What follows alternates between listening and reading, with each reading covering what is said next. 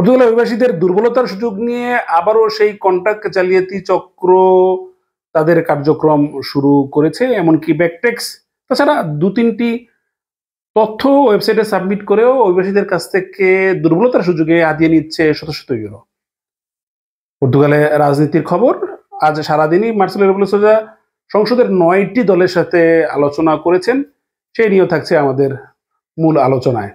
এর সাথে সাথে আজ একটি পোস্টের সাথে জানিয়েছিলাম দিল্লি বিএফএস অপ্রাপ্তবয়স্ক সন্তানেরকে যদি সাথে নিয়ে না আসেন সেক্ষেত্রে তারা দিল্লি বিএসএফ এ তাদের ফ্যামিলি পারমিশন গ্রহণ করেছে না ইতিপূর্বে, যেখানে বাবা অথবা মা অভিভাবকরা তাদের অপ্রাপ্তবয়স্ক সন্তানের পারমিশন নিজেই হাতেই জমা দিতে পারতেন।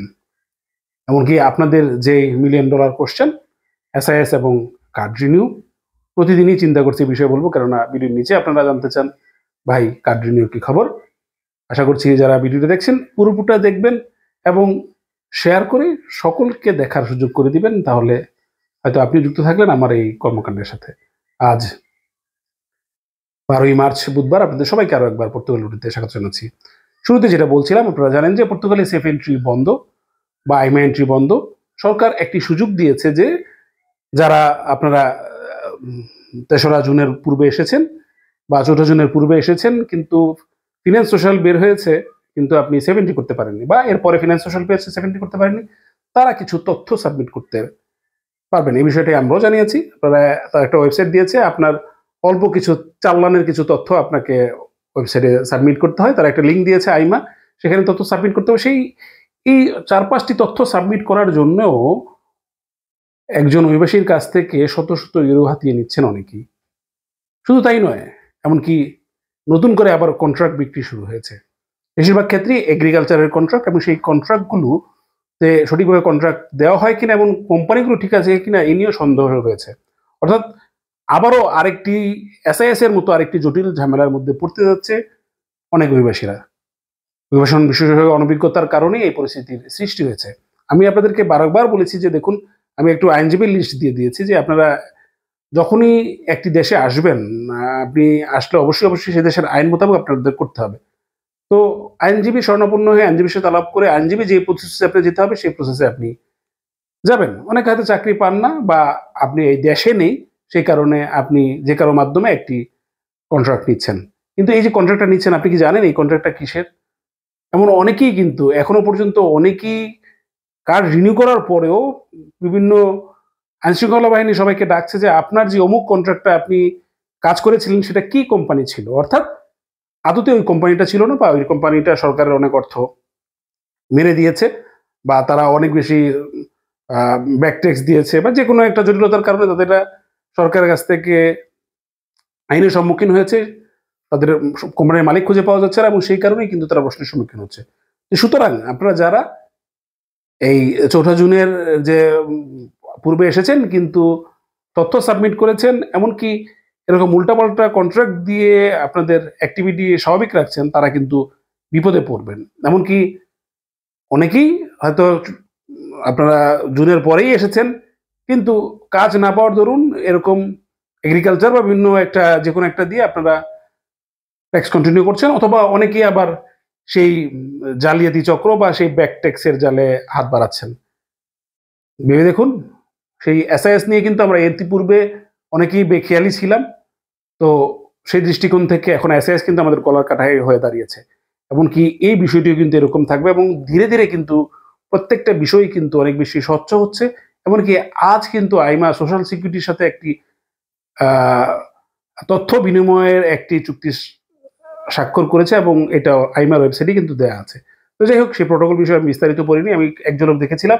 তো সেই দৃষ্টিকোণ থেকে তথ্যের অবাধ আইমা এখন খুব সবকিছুই নিজেরা চেক অ্যান্ড ব্যালেন্স করতে পারবে, এবং সেই কারণে কিন্তু আপনারা আবার জটিলতা পড়বেন। তো সুতরাং কোনো অন্যায়ভাবে অবৈধভাবে কোনো কিছু করবেন না যা আপনাদের জন্য গলার কাটা হয়ে দাঁড়ায়, এবং হয়তোবা আমরা একটা আশায় থেকে একটা দীর্ঘ সময় থেকে পরবর্তীতে জটিলতায় পড়বো, এবং জটিলতায় পড়ে আমাদের ইউরোপের স্বপ্ন বা প্রবাসের স্বপ্নটা ধূলিসাৎ হয়ে যাবে। তো যাই হোক, আশা করছি সেই জালিয়াত চক্রকে বলবো আপনারা 2 পয়সার আশায় মানুষের ভবিষ্যৎ নষ্ট করবেন না। তো এমন কিছু অসাধু মানুষ রয়েছেন, তারা এমনভাবে অর্থ ইনকাম করেন, নিজের অর্থের জন্য হয়তো অনেকের ভবিষ্যৎ নষ্ট করে দেন। আপনারা নিজেরা সাবধান হবেন। আপনারা যদি নিজেরা সাবধান হন তাহলে কিন্তু এই অসাধু ব্যবসায়ীরা বা এই অসাধু লোকজন কোনোভাবেই আপনার ক্ষতি করতে পারবে না। পর্তুগালে আসেন বা পৃথিবীর যেখানেই আপনি যান, নতুন একটি দেশে গেলে অবশ্যই যদি আপনি সেখানে অভিবাসী হিসেবে থাকতে চান, প্রথমেই সেই দেশের একজন আইনজীবীর কাছে আপনাকে যেতে হবে। ওই দেশের আইনজীবীর কাছে গিয়ে আইনজীবী আপনাকে নির্দেশনা দিবে সেই দেশে আপনার কি করতে হবে। আর যদি আপনি সেই দেশে একটা ব্যবসাও খুলতে চান, ওই দেশের অ্যাকাউন্টেন্ট রয়েছে, তার সাথে কথা বলে আপনি ব্যবসা বাণিজ্য খুলবেন। এখানেও আমরা অনেক জেলায় চক্র পাচ্ছি যে আপনাকে ব্যবসা খুলে দিবে, আপনাকে সেই জন্য তারা একটা অ্যামাউন্ট চাচ্ছে, আপনাকে এখানে নিয়মিত করে দিবে এমন চাচ্ছে, এমন অনেক কনসালটেন্সিতে ভরপুর। তো সুতরাং আপনি আপনার শুধু যে এমনটা নয় যে আপনি সেই কনসালটেন্সিতে গেলেই আপনি নিরাপদ থাকলেন তা নয়। আমরা এমন অনেককেই জেনেছি যে হয়তো আপনার তথ্য থাকার কারণে, হয়তো আপনার ফিনার নাম্বার, সোশ্যাল নাম্বার থাকার কারণে অনেক জালিয়াত চক্র তাদের নামে একটি অ্যাক্টিভিটি চালু করে অনেক কন্ট্রাক্ট বিক্রি করেছে। এমন অনেক রেকর্ড রয়েছে, আমরা সবাই জানি। কিন্তু তারপরেও কেন যেন আমরা এই বিপথে পা বাড়াই এবং পরবর্তীতে আমাদের বিপদ ডেকে নিই। যাই হোক, ভিডিও লম্বা হচ্ছে, আশা করছি এই বিষয়টা সচেতন হবেন। কোনোভাবে আপনি যে কন্ট্রাক্ট কিনছেন আপনাকে জানতে হবে এই কোম্পানিটা কি, কিসের কোম্পানি, কোথায় কি কাজ করে, এই সব কিছু জেনে এবং আসলে আদতে এটা কি একটা ভালো কোম্পানি কিনা, আপনি যে ট্যাক্স দিচ্ছেন সেই ট্যাক্সগুলো কি গেলে আপনার কাগজ হবে কিনা, এই বিষয়টা আপনাকে এখনই যাচাই করে নিতে হবে। এদিকে পর্তুগালের জাতীয় রাজনীতির খবর, আপনারা জানেন যে গতকাল সরকার পতন হয়েছে এবং আজ সারা দিনই সকাল 11টা থেকে রাষ্ট্রপতি সংসদের প্রত্যেকটি 9টি দলের সাথে মিটিং করেছে এবং প্রত্যেকটি দলই খুব দ্রুত নির্বাচনের দিকে ইঙ্গিত করেছেন। প্রথম দুটি দল বলা যায় পিএস সরাসরি তারিখ ইঙ্গিত না করলেও পিএসডি ইঙ্গিত করেছে যে তারা হয়তো 11ই মে নির্বাচন চায়। লোকেশ কেদ্র স্পষ্ট করেই বলেছে, ইনিশিয়েটিভ লিবারেল থেকে শুরু করে পিসিবি তারাও স্পষ্ট করেছে 11ই নির্বাচনের দিকে তারা ইঙ্গিত করেছে। সর্বোচ্চ এটি আরো এক সপ্তাহ দেরি হয়ে 18ই মে হতে পারে, যদিও রাষ্ট্রপতি ইতিপূর্বে ঘোষণা দিয়েছিলেন যে এটি 11 থেকে 18 মের মধ্যে হবে। যাই হোক, হয়তো সংসদ ভেঙে দেওয়া হবে। আমরা যেটা জানতে পেরেছি আজ শুক্রবার জাতীয় সংসদ ভেঙে দিবেন মার্সেলো রেবেলো ডি সোজা। এরপরে হয়তো তিনি এই কারণেই সংসদ ভেঙে দেওয়ার পূর্বে তিনি সাথে আলোচনা করেছেন কবে নির্বাচন হতে পারে এবং সেই অনুযায়ী তিনি নির্বাচনের তারিখ দিয়ে সংসদ ভেঙে দিবেন এবং আবারও সেই নির্বাচনী প্রচারণা শুরু হবে। দলগুলো নির্বাচনের দিকেই ঝুঁকবে। তবে এই নির্বাচনের কারণে কিন্তু যেটা বলছিলাম, আমাদের বেশ কিছু অভিবাসীদের যে কাজগুলো রয়েছে একটু স্থবির হতে পারে। তো যাই হোক, আমরা আশা করব আইমা স্বাভাবিকভাবেই কাজ করবে। আমাদের যে কার্ড পেন্ডিং রয়েছে, প্রতিদিনই কিছু কিছু করে কার্ড আসছে। যাদের কার্ড আগে পরে আসছে দুশ্চিন্তার করার কিছু নাই, কেননা ফাইলগুলো বিভিন্ন সময় বিভিন্ন মানুষ দেখছে, বিভিন্নভাবে এগুলো প্রিন্টিংয়ে গেছে। তো হয়তো আগে পরে হতে পারে। যারা ফালতা পাননি, এটা ভালো খবর যে আপনি ফালতা পাননি, তার মানে আপনার ফাইল ঠিক আছে এবং আপনার হয়তো বা ফাইল প্রসেসিং আছে, আপনার কার্ড আপনি পেয়ে যাবেন। দুশ্চিন্তার কোনো কিছু নাই। অপরদিকে আমরা জানেন যে যেটা বলছিলাম যে দিল্লিতে ভিএফএস এ সাধারণত ফ্যামিলি অ্যাপয়েন্টমেন্ট ক্ষেত্রে ইতিপূর্বে যদি একটা পরিবারের শিশু সন্তান থাকে, অপ্রাপ্ত শিশু সন্তান থাকে, সেদিকে মা অথবা বাবা গেলেই সেই ফ্যামিলি পারমিশন জমা দিতে পারতো সন্তানের জন্য। এখন এই গত কয়েকদিন থেকে এই বিষয়টি তারা গ্রহণ করছে না। কারোটা গ্রহণ করেছে, কারোটা গ্রহণ করছে না, এমন অনেকেই ফিরে এসেছেন।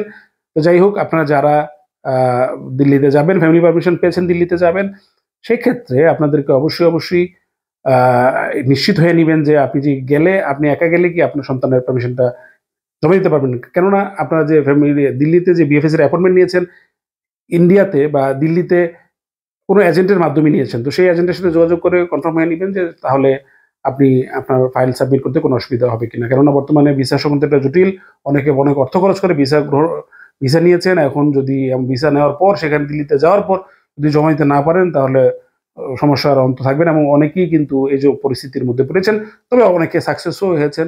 যাই হোক, আপনারা নিশ্চিত হয়ে নিলে এই বিষয়টা সমাধান হবে। এদিকে আপনারা হয়তো অনেকে জানতে চাইবেন যে বাংলাদেশে বিএফএস বা দূতাবাসের, আমরা এখনো পর্যন্ত এই বিষয়ে কোনো সত্যতা বা নিশ্চিত কোনো তথ্য খুঁজে পাইনি। আপডেট পেলে আপনাদেরকে অবশ্যই জানাবো।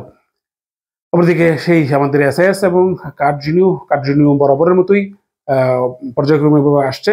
আর যদি কারো খুব জরুরি প্রয়োজন হয়, আপনি যে এলাকায় থাকেন, আপনার অ্যাড্রেস, কার্ডের অ্যাড্রেস যে এলাকা রয়েছে, সেই এলাকায় আশেপাশে আইআরএনে গিয়ে বারবার একটু ধর্ণা দিবেন। খুব জরুরি হলে হয়তো আপনি পাবেন।